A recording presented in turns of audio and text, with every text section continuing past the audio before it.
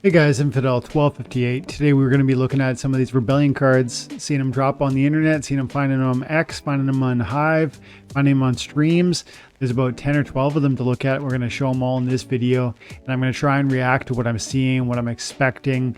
These are just initial responses to a lot of new rebellion cards, guys. They are coming fast and furious. The set is almost here. This is so exciting.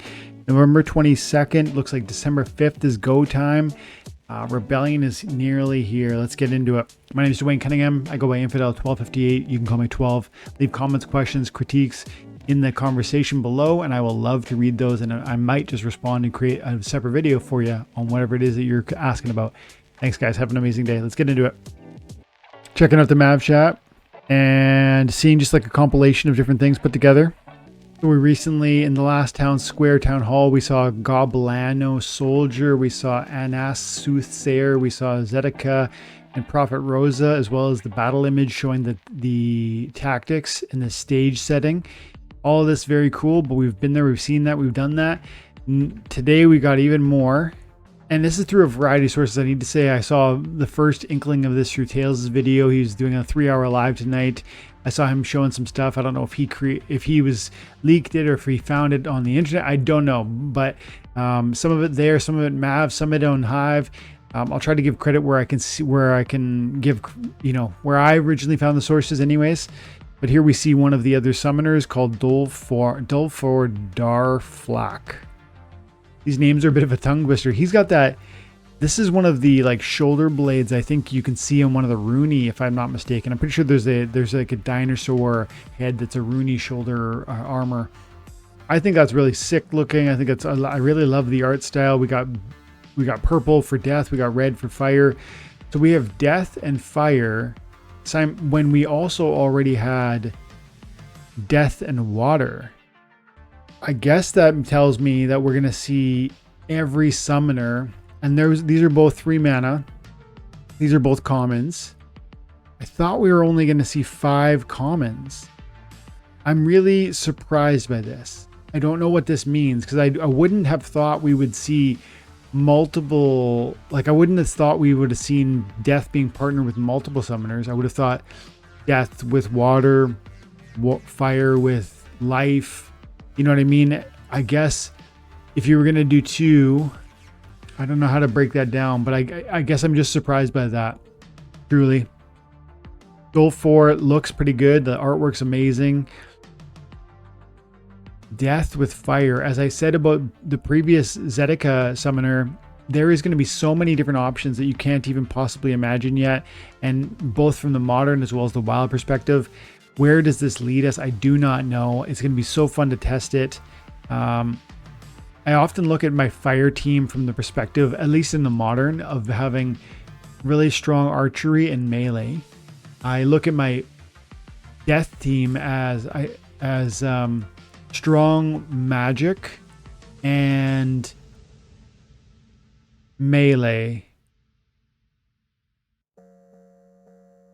Yeah, I think you need to see this, because it's not just about what is death and what is fire. It's about how do they synergize well with different abilities and whatnot, and different mana caps, etc. It's very interesting. I'm going to be excited to see how that goes. Blackmoor Nymph. We have an earth magic monster, 3 speed, 2 art magic damage, 7 hit points. For 3 mana, this is a very substantial monster. I would call this an off tank. I would say, of course, it's not particularly resilient in the sense that it doesn't seem to have, this is a max copy. It does not have shield. It doesn't have void. It doesn't have, but with Immortalis, you can add the void to it. So in the magic only rule set, this will be a very nice primary tank. I say that because immunity therefore can't be poisoned. One of the ways that you end up losing in those annoying magic versus magic matches is if your opponent out poisons you. And sometimes they can be the most boring matches where you're just waiting for somebody's Dr. Blight to proc a poison, and this first poison that gets procced is usually the team that wins, unless they go poison for, shot for shot.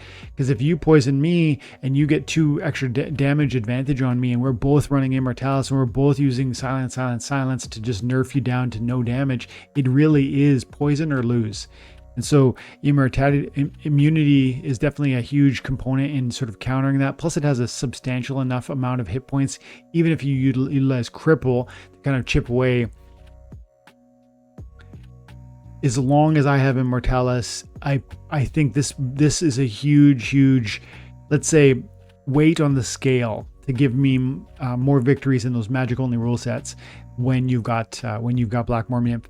I would say this card is definitely going to fit right into the meta in terms of just like even that one rule set, which happens a fair bit.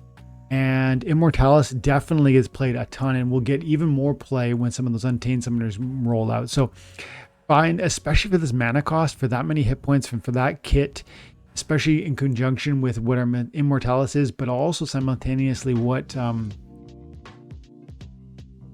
there's the plus magic summoner, I'm forgetting her now, the green summoner, Obsidian. So, you know, whether you go plus damage or whether you go void from the Immortalis, of course Blackmoor Nymph is going to have a nice fit in there for 3 mana. Great card. Snare is kind of whatever. Obviously you always like Snare, especially in those Earthquake rule sets, because people throw flyers at you and then she's going to go ahead and snare them down. But that's less imperative than really the immunity on that card. Over here we have the Chaos Animator, a death card, another 3 mana beast. Like I say that, like, for 3 mana you're getting 9 hit points, and we've got the natural void over here. And as we see the abilities on the side here, we can understand that the void comes in at level 3. So I mean, at every level I'm going to touch this thing. We're going to have a void on this. I love the redemption. The death team has already 2 or 3 redemptions now. One or two of them might roll out. Like I think the Halfling Alchemist is rolling out of the modern, if I'm not mistaken. But I've always enjoyed the redemption play from the Death Splinter, and this will allow me to keep that up. I would say that this is almost like, this is a huge tank. And with the void, I would say this is like obviously it's an off tank. It doesn't have the attack, but you could bring in weapons training. 3 mana for this? Are you kidding me? And you know what I think to myself? When Magic Reflection is a standard rule set, sorry, a rule within the rule sets that you're dealing with, this is a card I would want to lean on. First of all, you're resistant. Second of all, you're going to amp. Even if Archery Reflect is present, right? You could bring out, I would just love like anytime you can get a cheap amp, and anytime those rule sets are proccing where you get Thorns or you get Magic Reflect or you get Archery Reflect, the amp is going to be super valuable for 3 mana. I know we already have that, but again, in combination with this like substantive amount of meat shield, the void, and the redemption, love it. Plus Weapons Trainer has gotten more prevalent, and I think we're going to see more of it. So that gives room for an attack in there too. Plus Weapons Trainer got a massive buff. I haven't actually done a video on this yet, but they talked about it in the town hall. They're doing essentially, instead of reducing the damage to the neighboring monsters, they'll get the fullness of the damage. So if you have a Weapons Trainer, let's pull up a Weapons Trainer quickly. If you have a Weapons Trainer that does 5 melee damage, like on the red team, let's go remove glads, go in here, go summoner or rewards. Actually, one of the Weapons Trainers I use very, very often is on the earth team. We use Kulu Mastermind. It has Weapon Trainer. It does at the top level, 3rd level, it does 5 damage. And a lot of the time you'll see the Kulu Mastermind right behind the Bakjira, which has no attack in the first position with a huge hit point and a massive self-heal. Then you put the Bakjira in the first position, the Kulu in the second. You give the Weapon Trainer to the Bakjira. Now, what Weapons Training used to be was half of the value. It says right there, adjacent unit gains half this unit's attack if they have no attack for themselves. But we were told in the recent town hall that Weapons Trainer is going to be the full value. And that instead of Weapons Training disappearing, if, for instance, in this example, you kill my Kulu Mastermind, my Bakjira will still have melee damage. It's not as if it's dependent on the trainer being present. It's dependent on the trainer having already provided the training. It's like a piece of knowledge that my Bakjira walks with and is changed by. And so even if your trainer goes down, the trainee remains empowered. So the empowerment has gone up. The longevity of it has been extended. The only thing that kind of you bring up as a counter is that Dispel just got more powerful, because the Bakjira in that example will lose its melee through Dispel, just as it would have yesterday, as well, you know, when we make these changes. So these, obviously these changes are not implemented yet, but they are coming. And for that reason, again, as we look at these new cards and we start to think through, like for instance, the Chaos Animator, it has no attack, but Weapon Trainer just got a buff. So that's, you know, that's one way you're going to increase the impact and power of those non-attacking monsters. Let's carry on. Well, we already know about Mantaroth. I'll skip through, but you know, Mantaroth and Grimbarden are definitely going to have an amazing place in this game. You know, we've seen them though. I will skip along. This card blows me away. Look at this. First of all, this artwork is amazing. I love the look of this card. The background is so, like, that popping red just looks so amazing against the black armor. And he looks like a lion, a dragon, you know, a demon, like a mythical character. It's so cool. Infernal Firestorm. I love this art. I love this card. I love this. Yeah, I mean, everything about it. Only thing I see when I look at this card that's sort of an impediment or a difficulty is just simply that 10 mana. You're going to be giant killed. Not to say that's always going to happen to you. You know, your opponent needs to recognize that. But as I've said a million times, Giant Killer just keeps getting more and more and more and more impactful, because the number of monsters that are greater than 10 mana keep growing. And so Giant Killer is one of those abilities. If you have a card that you like that has Giant Killer, it's like a keepsake, because those things just keep getting, it's like fine wine. It just gets better and better with age, because there's just going to be more and more big monsters for it to slap. And so, but apart from that, this thing is amazing. 3 damage is fine. That's a very substantial. You know, fire doesn't necessarily have. I like their magic monsters, but in modern in particular, you start to get some of the small magic monsters that really kind of have significant damage. Like if we go over quickly, actually, let's go to Peak Monsters. Look at it there. So Ifrit Rising with the recharge, I love that card, but yeah, more in the context of back to basics, because then you get the opportunity to enjoy the actual capacity without that recharge impediment. Strong card though in the right setting. Not the best recharge monster, but not the worst. Zalran will be slipping out of the modern relatively soon, so we can kind of skip over that. Same with Beetle, same with Naga. Here we go. See, this is what I was trying to make the point of. Like some of the magic monsters on the fire team right now are quite powerful. 4 damage is great. 4 speed is decent. Death blow is amazing. 5 mana, wow, but only 5 hit points. Same with, well, Flame Imp's rotating out, but same that, like low hit points, you know, reasonable damage. Jin Inferni is another example. 4 hit points with that big 5 damage. And Techno-Wizologist, again, 6 hit points. Yeah, it's got Camouflage, which keeps it alive. But there's just, my point is, an Elemental Phoenix rotating out. That is a decent hit size, but again, it's rotating out. So all of these monsters, with the exception of Kaladin, which is super rare, and actually Kaladin is dice, so that's rolling out too. Everything's got just like very few hit points. You got Immolation, and you've got, I guess, whatever we're seeing now in whatever new monsters we're seeing from Rebellion that are going to be fire-based, that are going to have decent-sized hit boxes. So this is going to really fill a bit of that gap that you're seeing things move away. Strong card, huge hit point.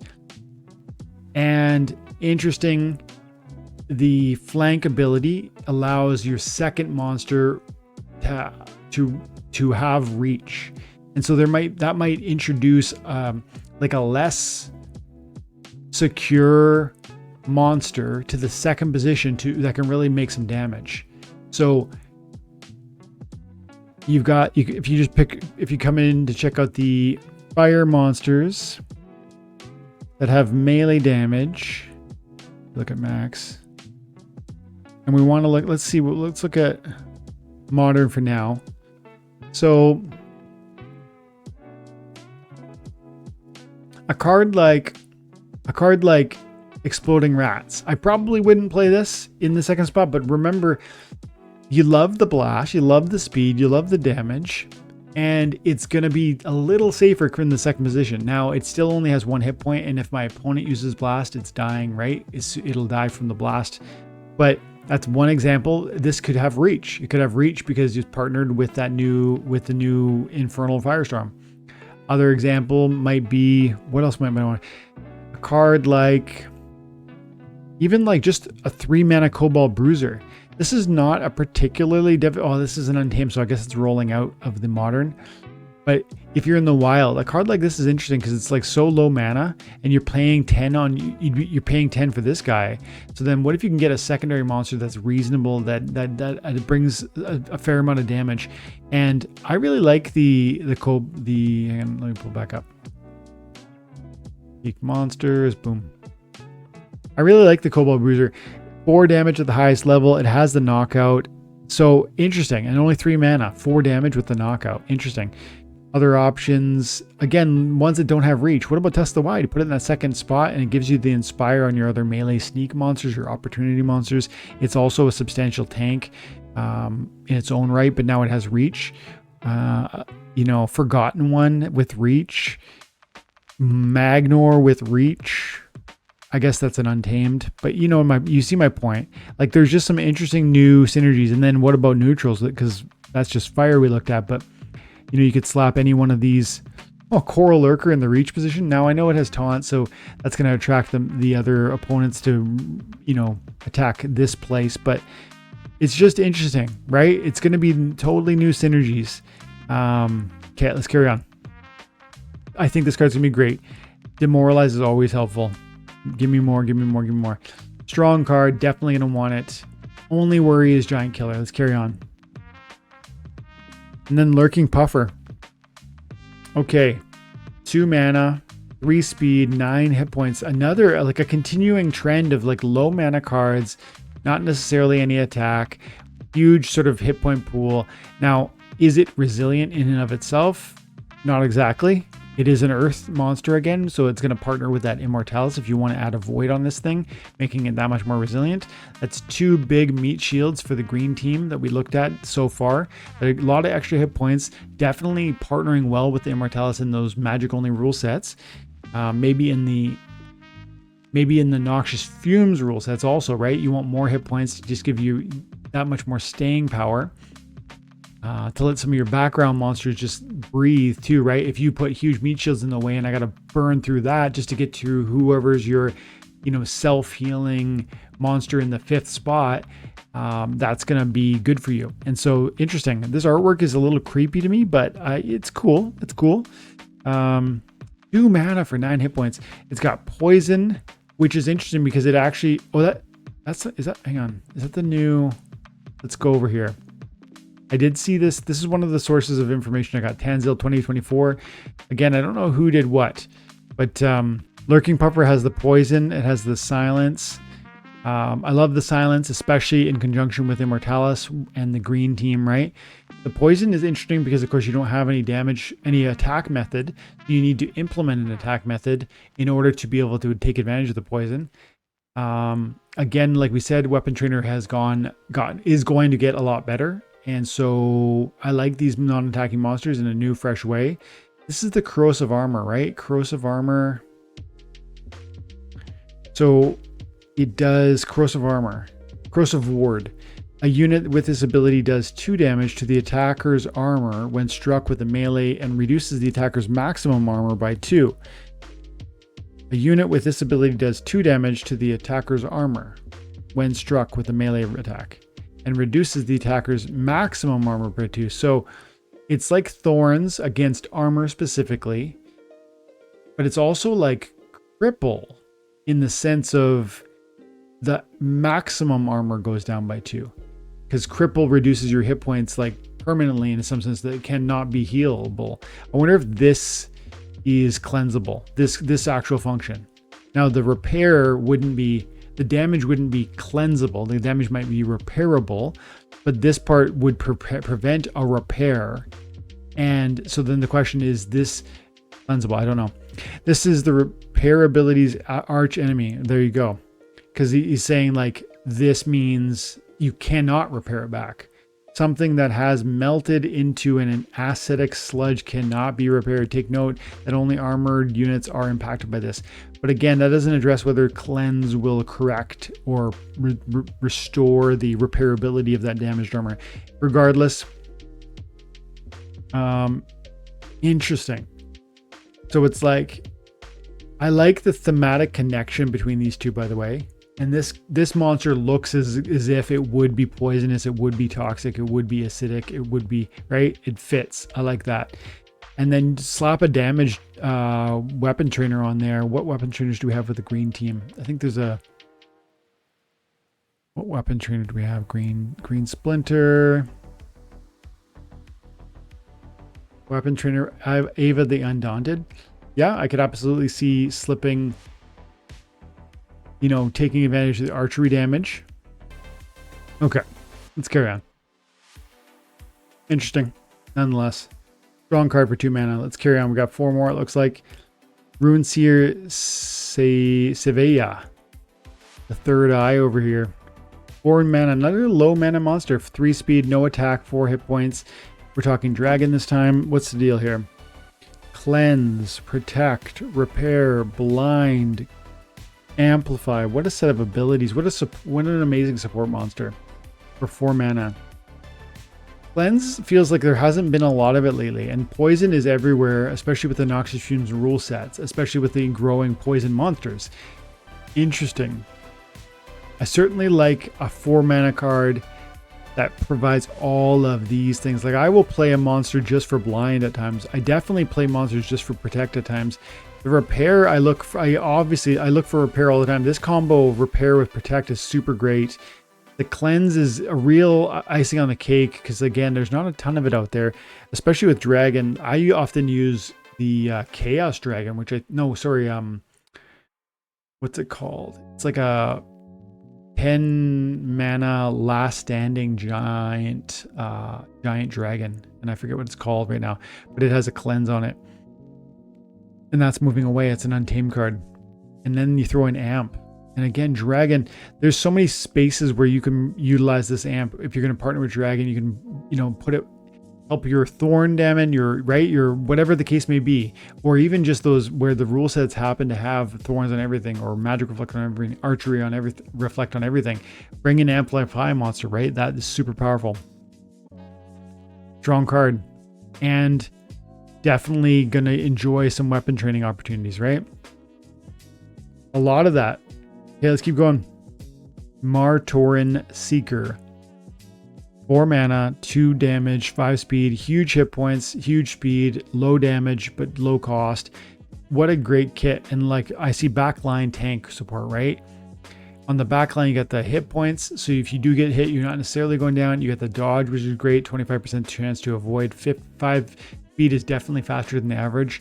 You're a blue monster, which means you can partner with like a Kelia if you want, or there's, dragon summoners that are going to help manipulate speed. You could bring on a blind and just make this thing super evasive on the back line. There's a couple, I think the sneak magic monsters are mostly going to be in wild, but I always like having a phase on the back because there's been too many times where I've been magic damage down. And you think, oh, I'm safe in the back as long as I'm evasive from physical damage. So, and then if there's an archer only rule set, I think tank, right? Big hit points, evasive. And the damage is not really the shining element of what this card is. So you're like, if you go in the first spot, I'm okay with that. I'm okay with losing 2 damage. I'm evasive. 5 speed, dodge. This feels like a very evasive tank. And again, if it's archery only rule set, and maybe you don't have access to a close range, even if you do have a close range, it's often not going to have 9 hit points with dodge and with phase and with, right? And so I like this as an like sort of an off tank situation for those sort of niche scenarios. I also like it on the sneak attack defense. I don't find it as impactful as some of these other ones we've looked at here tonight, but I'm definitely, it's a good strong card for 4 mana. We got 2 more. Let's look at them. MOX Rebel. 1 magic damage, 4 speed, 2 good amount of hit points, 2 and 6. Another 4 mana card. This art is cool, but not my favorite of the ones I've looked at tonight. Not trying to slag it. It looks great. Just compared to some of these other ones that look absolutely legendary. Now, mind you, this is literally a rare, not a legendary. And some of these other cards are like, this is legendary and that's not legendary. That's epic. Wow. The way that card looks, it just screams legendary to me. Anyways, not my favorite, but let's see the kit. Good speed, neutral. 1 damage is so small. But again, for 4 mana, you got a good amount of hit points. You got evasiveness with the phase. The camouflage is always nice. I don't know if I love this. The weapon trainer is nice, right? Because you're going to be able to partner with a lot of those cards. It's a neutral, so it's going to partner with, for instance, Lurking Puffer. It's going to partner with the Ruin Seer, etc. All the ones we looked at here tonight. But you're only getting 1 magic damage, and there are other weapon trainers that provide more damage output than that, depending on which splinter you have access to, etc. Camouflage. Camouflage is nice because you can put it in the 6th spot, you can put a martyr in the 5th, and you can put some other monster you like in the 4th. And then when the martyr gets sneak damaged, you get 2 martyr bonuses. And if you bring a res, that happens again. So that's obviously an interesting play. But I don't like, I'd rather have a Dr. Blight in the 6th spot than a MOX Rebel. Maybe in a magic only rule set, I might put this in a low mana match tank position because of the phase. But it's not, I don't like, I mean, at least I'm not seeing the real deep utility of a card like this. This does not strike me as deeply powerful. This strikes me as fine, thank you, I'm glad I have it. But it's not like some of these others where I think they're really gonna shine. And one more, Red Worm Dragon, another cool art card. Really like that one. Dragon, like that background. I love the fire, it looks great. Another huge hit point. Now we're not a giant, which is great. I always like that. Good speed with the immunity again. This is key. This is really key. With all the Noxious Fumes, with all of the magic only rule sets, with all avoiding poison, because again, that's one of the ways you lose. Stun is super helpful. This might give interest to that Dragon Summoner, the epic that provides phase. Am I getting that right? Yep. So Thispa. So we bring in Thispa, and with 6 speed and flight, and you put phase in that. In a magic only rule set. Interesting, right? This is a strong, very fast speed, and that's a 25% chance to avoid if my opponent doesn't have flight. So that is an interesting possibility. Now, if I was going to do that, I might go ahead and do the Void Dragon. Is that the one? The Void Dragon is the 5 mana. Look at this. Yeah, the Void Dragon has the Void on it, has the flight, has good speed, and you could benefit here as well. The Void Dragon would enjoy a Thispa partnership. And then maybe in the 2nd spot, because this card only does like maximum 2 damage, and that Void is probably a better primary tank. And then in the 2nd spot, maybe you do a Red Worm Dragon, and whatever team you're on, right? Like, this is an interesting card. So these are great, powerful cards. I see a lot of usefulness. I see a lot of utility. I would say if I had to kind of get into, I don't even really know how to judge these summoners yet. I really need time to play with those before I really could say. I think this card, Blackmoor Nymph, might be in my top 3 because of the synergies around Immortalis, because of the huge hit points, because of the immunity and how important I told you that was. Plus, it's a good amount. Like, it's a magic damage, and it's for so little. Like 3 mana? Are you kidding me? Like, it feels super cheap. And then the partnership with Immortalis or with Obsidian seems really relevant.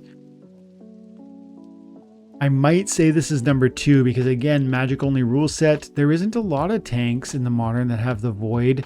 And so that becomes interesting. Plus, for 3 mana, Lurking Puffer, and maybe these monsters, again, I come at this one from 2 mana for 9 hit points, and the silence is key. And again, with Immortalis. So those are probably my 1, 2, 3, but it's hard because this card's amazing too. I just don't love the fact that flank to me feels like, well, what? I'm going to stick my neck out so I get some other melee monster in the second position to attack.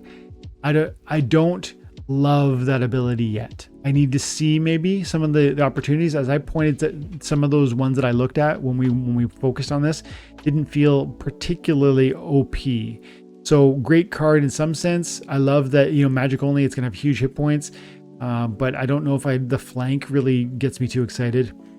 Rune Seer was probably the best support of all the monsters, and this is interesting, but probably I would say, yeah, like Rune Seer is number 1, 2, or 3, somewhere in there. Blackmoor is definitely in the top 3, and Lurking Puffer is in there too. Those are my faves anyways so far.